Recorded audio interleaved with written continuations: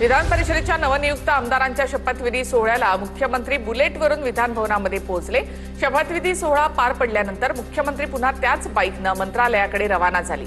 पंतप्रधानांच्या आव्हानाला प्रतिसाद देण्यासाठी बाईकवरून आलो, फडणवीसांची प्रतिक्रिया।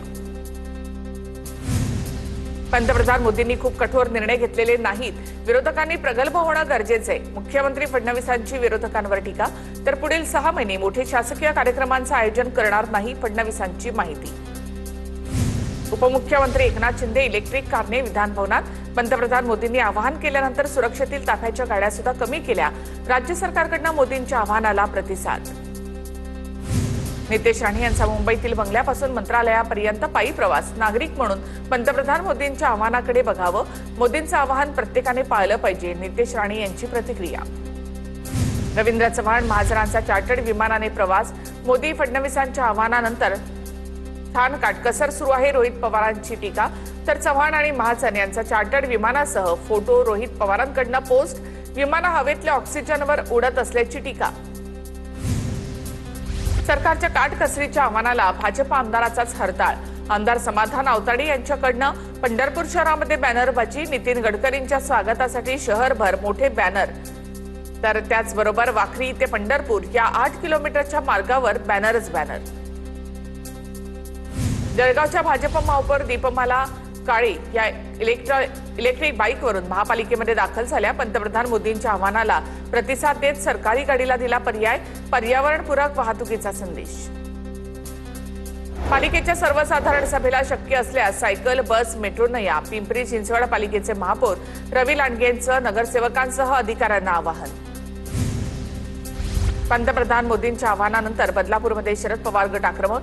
शरद पवारांच्या राष्ट्रवादीच्या प्रदेश सरचिटणीसांनी बैलगाडीतून प्रवास करत नगरपालिका गाठली। पेट्रोल जपून वापरा, सोनं खरेदी करू नका या सल्ल्यानंतर मोदींचा निषेध।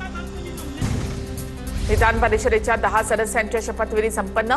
बिनविरोध निवडून आलेल्या 9 सदस्यांसह पोटनिवडणुकीत विजयी झालेल्या प्रज्ञा सातव यांनी विधान परिषदेचा सदस्य म्हणून शपथ घेतली। सभापती राम शिंदे यांनी सर्व सदस्यांना सदस्यत्वाची शपथ दिली। मोदींच्या आव्हानानंतर राज्य शासनाकडून परिपत्रक जारी। शासकीय अधिकाऱ्यांनी परदेश दौरे रद्द करावेत, दैनंदिन वापराकरता इलेक्ट्रिक वाहनं वापरावीत। मुंबईमध्ये सीएनजीच्या दरात 2 रुपयांची वाढ। महानगर गॅस लिमिटेडच्या दरामध्ये किलो मागे 2 रुपयांची वाढ। मुंबईमध्ये सीएनजीचा दर 84 रुपये प्रति किलोवर। 30 सप्टेंबर 2026 पर्यंत पुढील आदेश येईपर्यंत केंद्र सरकारकडून साखर निर्यातीवर तात्काळ बंदी लागू। साखरेच्या वाढत्या किमतींवर नियंत्रण ठेवण्यासाठी केंद्र सरकारचा मोठा निर्णय। केंद्राच्या निर्णयाचा आंतरराष्ट्रीय साखर बाजारावर देखील मोठा परिणाम होण्याची शक्यता। केंद्र सरकारकडून सोनं, चांदी आणि प्लॅटिनमवरील आयात शुल्कात मोठी वाढ करण्यात आल्यानंतर चांदी 3 लाखांकडे 10 ग्रॅम सोन्याच्या किमतीमध्ये 13 ते 15 हजारांची वाढ, तर चांदीच्या प्रति किलो भावामध्ये सुमारे 30,000 रुपयांची वाढ झाली। आयात शुल्क वाढीनंतर सोनं चांदी महागलं। नांदेडमध्ये सराफा बाजारावर परिणाम। विक्रीमध्ये 40% घट। दरवाढ कमी करण्याची सराफा व्यापाऱ्यांकडून केंद्र सरकारकडे मागणी। नंदुरबारच्या अनेक पेट्रोल पंपांवर पेट्रोल डिझेलचा तुटवडा। शहरासह ग्रामीण भागातील पेट्रोल पंपावर वाहनांची गर्दी। ठाण्यामध्ये 2 रुपयांनी सीएनजी महागल्यानं वाहन चालकांमध्ये नाराजी। सीएनजीचे दर कमी करा, नाहीतर मीटरमध्ये वाढ करण्याची रिक्षा चालकांची मागणी। सीएनजीचे दर वाढल्यामुळे रिक्षा चालवणं कठीण झाल्याची प्रतिक्रिया। राष्ट्रवादी पक्षाच्या खजिनदार पदाची जबाबदारी जय पवारांकडे, तर राष्ट्रीय महासचिव म्हणून पार्थ पवारांची नियुक्ती। बारामतीमध्ये जय पवार यांचा जनता दरबार सुरू। राष्ट्रवादी भवनमधील जनता दरबाराला तालुक्यातील नागरिकांची मोठी गर्दी। दुपारी 3 वाजेपर्यंत जय पवारांचा जनता दरबार असेल। आणि एक महत्त्वाची बातमी आपण शरद पवार यांची आज दुपारी 4 वाजता पत्रकार परिषद। देशाच्या सद्यस्थितीवर शरद पवार बोलण्याची शक्यता आहे।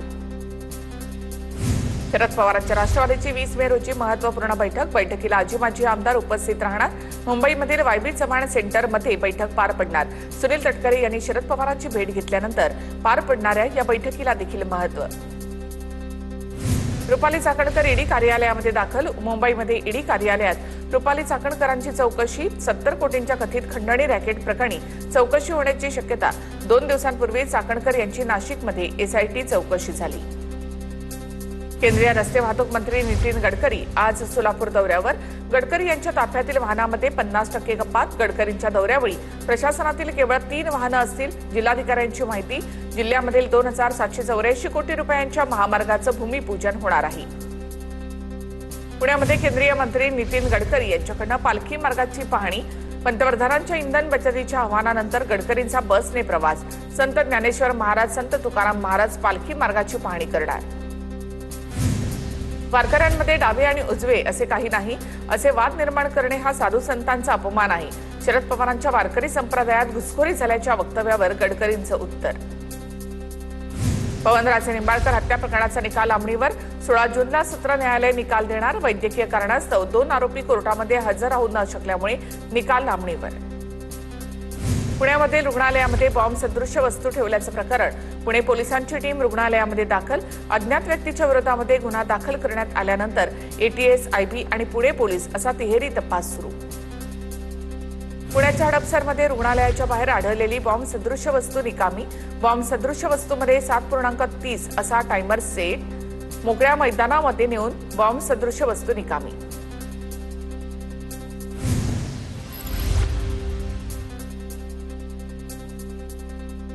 पाकिस्तानमधील गुंडांच्या संपर्कातील लोकांची एटीएसकडून चौकशी। राज्यभरामध्ये त्या अनुषंगाने धाडी। पाकिस्तानमधील दहशतवादी कारवाईतील गुंड शहजाद भट्टी याच्या संपर्कातील लोकांची चौकशी।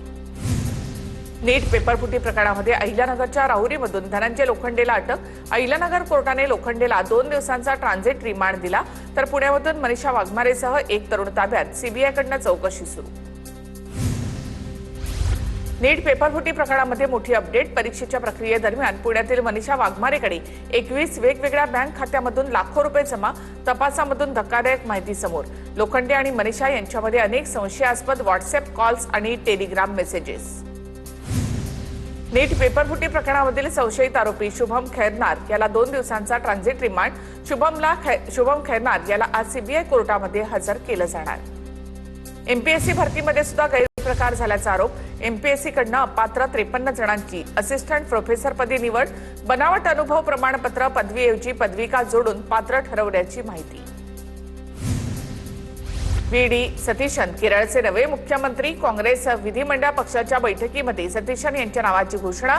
परावूर विधानसभा मतदारसंघातून ते 6व्यांदा आमदार बनलेत। सतीशन यांच्यासह के.सी. वेणुगोपाल आणि रमेश चेन्निथला यांची नावं चर्चेत होती। अशोक खरात विरोधामध्ये नाशिक जिल्हा न्यायालयामध्ये चार्जशीट दाखल। खरात विरोधामध्ये पहिल्या 2 गुन्ह्यांचं दोषारोपपत्र दाखल। 1150 पानांचं चार्जशीट दाखल करण्यात आली आहे। नामकर्ण आवारेला आज सिन्नर कोर्टामध्ये हजर करणार। नामकर्ण आवारे खरातच्या आर्थिक गैरव्यवहाराचा महत्त्वाचा दुवा आहे। जगदंबा पतसंस्थेमधील 32 बनावट खात्यांबाबत तपास केला जाणार। खरात आणि चाकणकर यांचा 2021 साली एकत्र गुवाहाटी दौरा। खरात आणि चाकणकर भगिनींचा दौऱ्याचा फोटो समोर। रेडिसन ब्लू हॉटेलमधील वास्तव्य केल्याचे देखील उघड। नाशिकच्या टीसीएस प्रकरणातील आरोपींच्या जामिनावर उद्या मोठा फैसला। जिल्हा सत्र न्यायालयाने युक्तिवाद पूर्ण केला।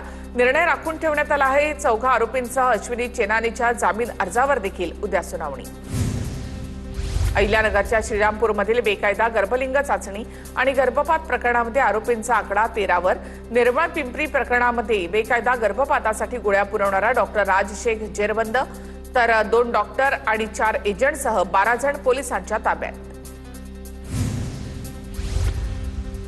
मुंबई महापालिकेमध्ये सत्ताधाऱ्यांमध्ये नाराजी नाट्य कायम। महापौरांनी निमंत्रण देऊन सुद्धा नालेसफाईची पाहणी दौऱ्याला उपमहापौरांची दांडी, तर इतर नियोजित कामांमुळे उपमहापौर अनुपस्थित असल्याची माहिती।